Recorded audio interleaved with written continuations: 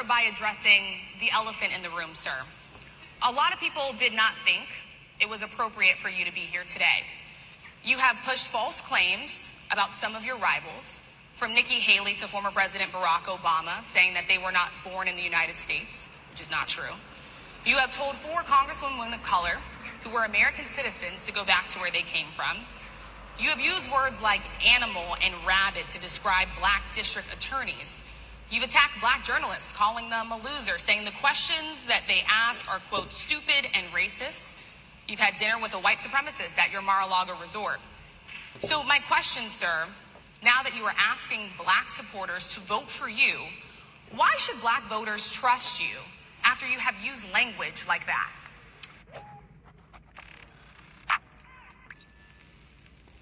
That was the first question that Trump was asked by Rachel Scott of ABC News at the National Association of Black Journalists convention in Chicago. And as you probably could have guessed, he was not very happy with that question. And that question right there set the tone for the entire interview. But without further ado, let's watch his salty-ass response. Well, first of all, I don't think I've ever been asked a question so in such a horrible manner. First question. You don't even say, hello, how are you? Are you with ABC? Because I think they're a fake news network, a terrible network.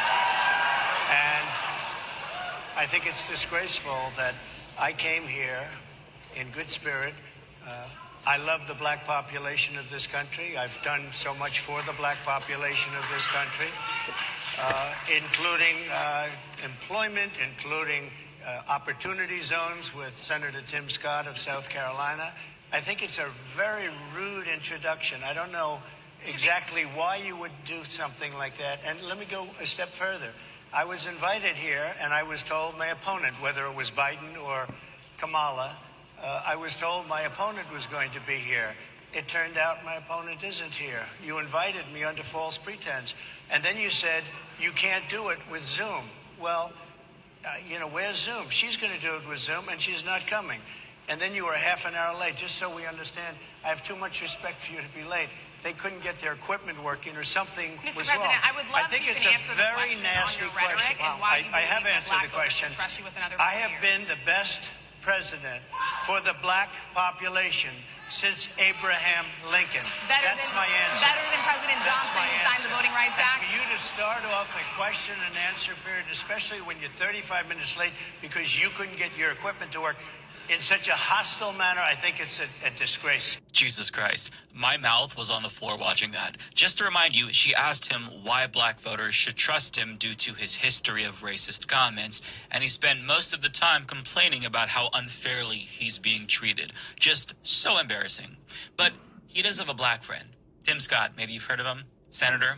Oh, and also he's the best president for black people since Abraham Lincoln. Does he honestly believe that this is going to resonate with them? Does he honestly think that's compelling to anyone? Like, he often says really bombastic, hyperbolic things, but has he ever thought for a second, maybe people think that I'm exaggerating a little bit? I genuinely don't know. But this goes to show you the hubris of this guy. They give him the opportunity to speak, which was controversial, as Rachel Scott pointed out in the beginning, because many of them didn't want him there.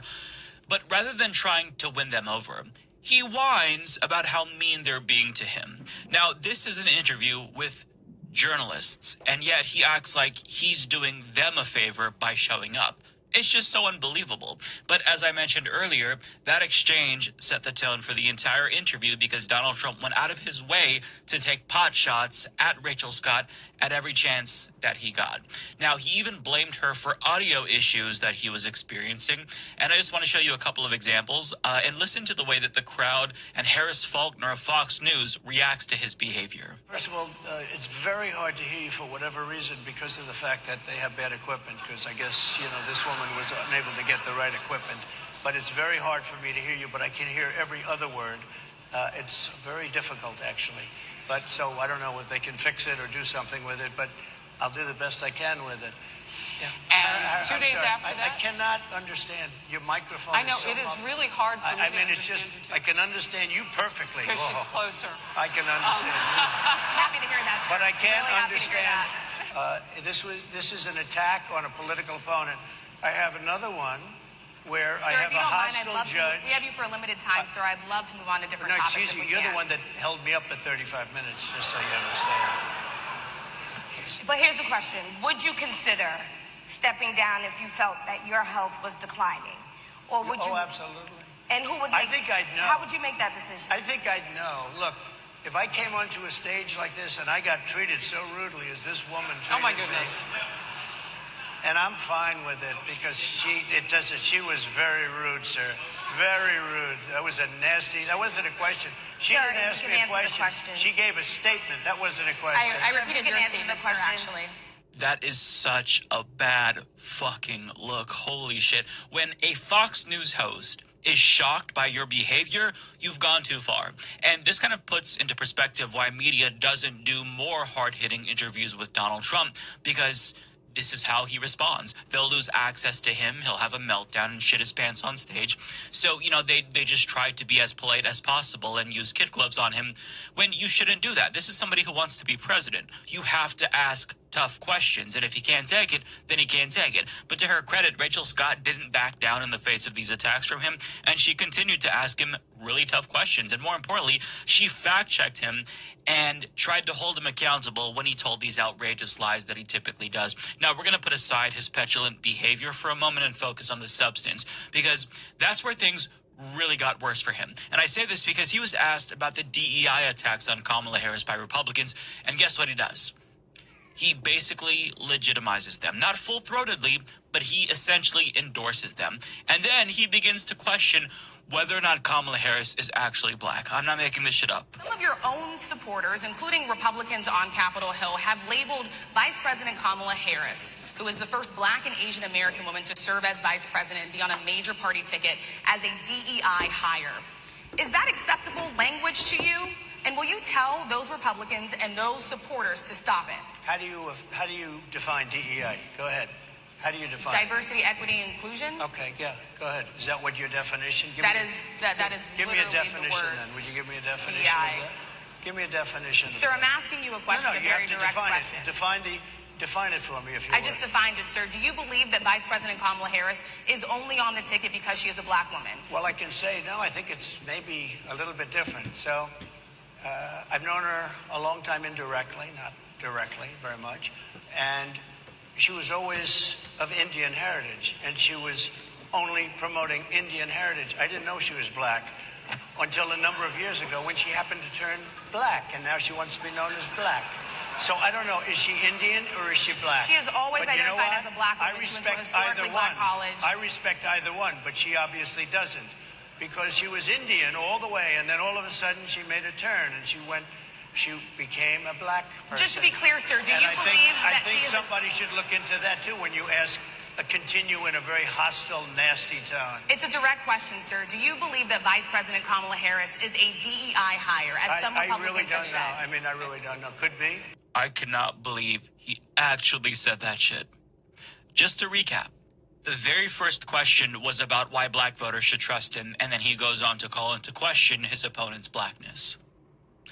This is devastating on so many levels, even by Trump standards. I mean, the independent suburban voters that he's trying to win over, they are turned off by that sort of overt racism. And furthermore, his attitude and behavior is reminding people why they didn't give him a second term in the first place. This is classic Trump, who's arguing and combative with journalists, and he's just making a fucking fool of himself. And a lot of people are yearning to get back to a more normal time before Trump in politics, because that type of shit turns off people. They're annoyed by it, right? They just want somebody who's going to get in office and fight for them. So he's reminding a lot of people why they're so turned off by him in the first place. But they spend a good amount of time in that interview talking about J.D. Vance and why he picked him.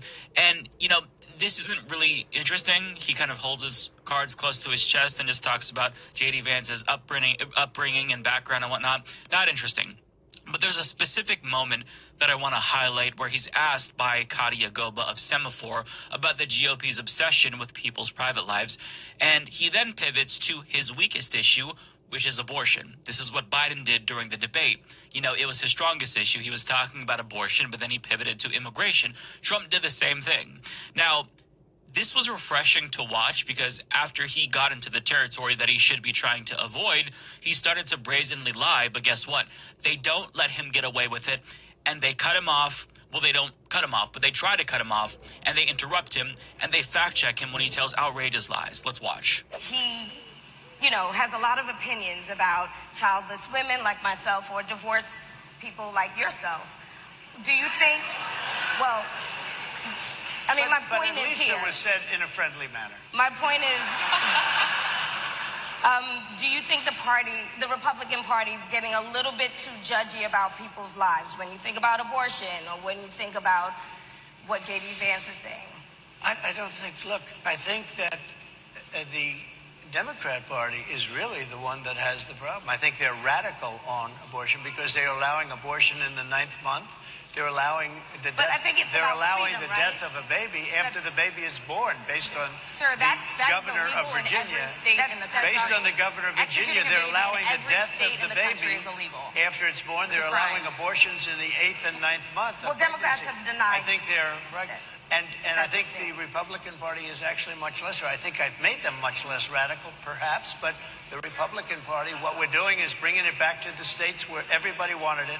Democrats, Republicans, liberals, conservative, everybody wanted abortion brought back. They didn't want Roe v. Wade in the federal government. They wanted it. Everybody But the wanted majority it of back. Americans oppose Excuse Roe me. v. Wade being They overturned. they Multiple don't know polls have about showed that, this. sir. Right now, they're voting.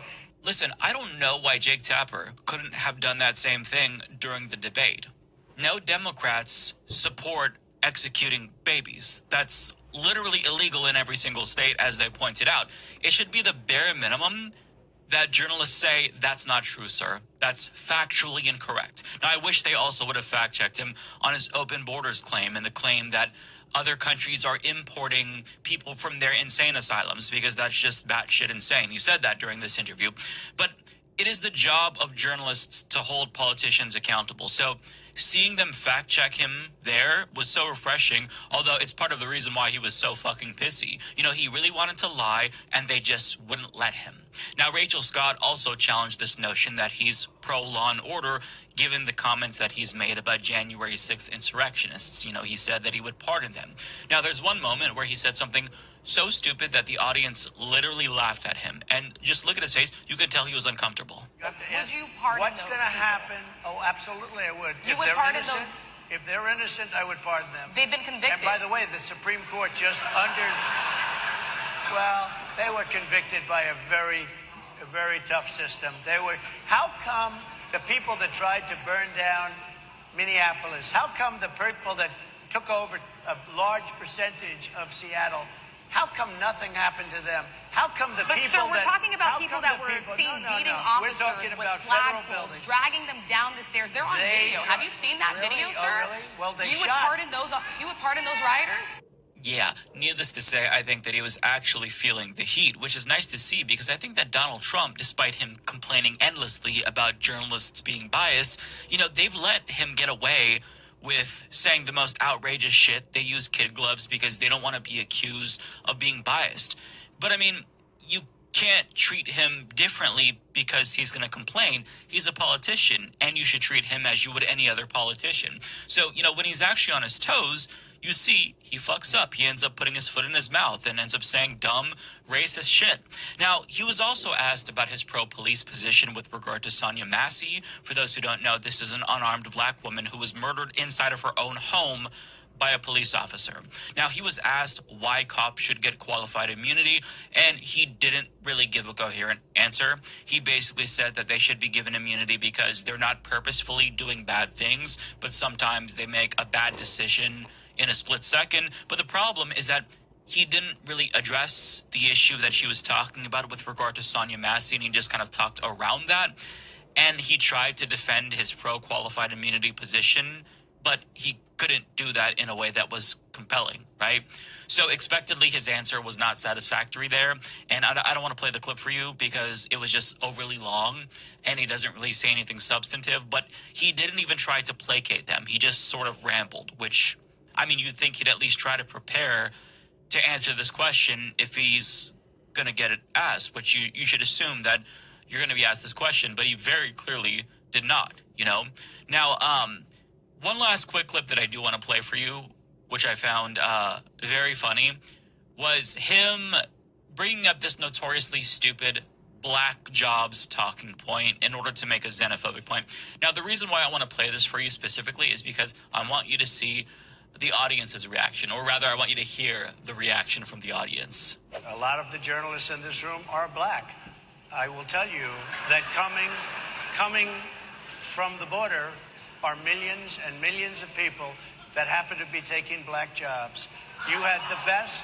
What exactly is a black job, sir? A black job is anybody that has a job. That's what it is. Anybody that has a job. All right. Now, just to put things into perspective, he's trying to convince black journalists that immigrants are illegally entering the country and taking their jobs in journalism. Really?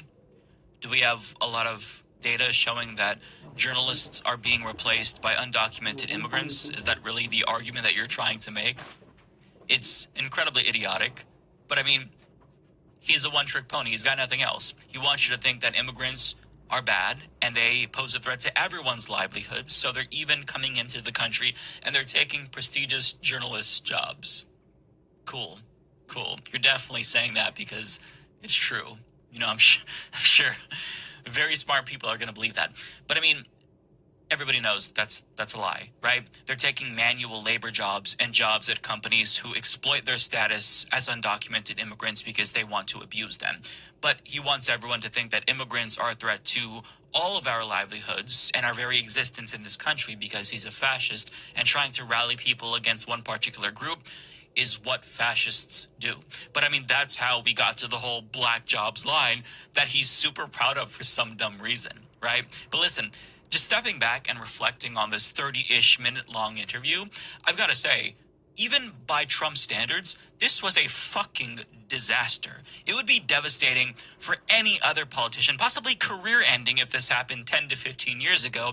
But since Donald Trump has lowered the bar so much, it's not necessarily that surprising, but still shocking to see how humiliating this interview was for him. But I mean, even by our new low standards that Donald Trump set for us, it was still really bad, right? Whether or not this hurts him, that's a different story, but this was by far and away one of the most embarrassing interviews I've ever seen him do. It might be one of the worst. Now, if Trump has the capacity to feel shame, I think that he would come away feeling utterly humiliated and maybe reflect and try to come up with better answers to the questions that he didn't answer on the spot.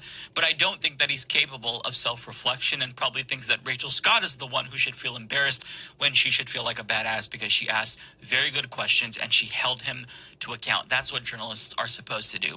But listen, I'm just going to say this. I'll close with this.